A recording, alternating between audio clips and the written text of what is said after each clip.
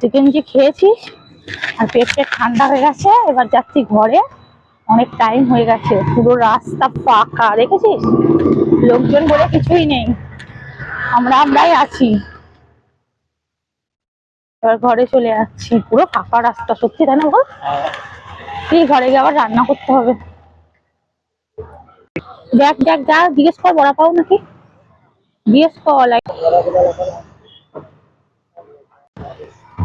ঘুরতে এসে তাহলে কি কি হয়ে গেল বল? পায়ে ব্যথা হয়ে গেল, মাথা ব্যথা হয়ে গেল।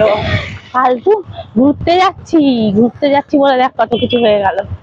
ঘুরতে গিয়ে পায়ে ব্যথা হয়ে গেল, মাথা ব্যথা হয়ে গেল, আর কিছুক্ষণ পর যাই না কি হবে।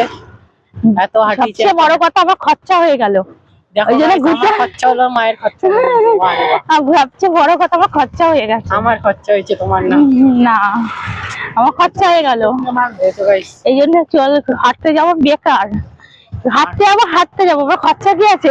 এই চিকনজি খাবো, পাও বড়া দেখলে পাও বড়া খাবো, বাবা বললে।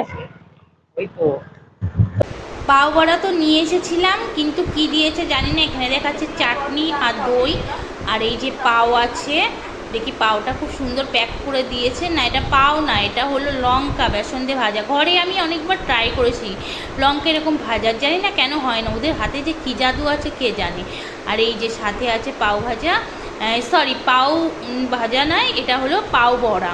তো পাও বড়া আছে, লঙ্কা আছে, আর 2 রকম চাটনি আছে। চলো।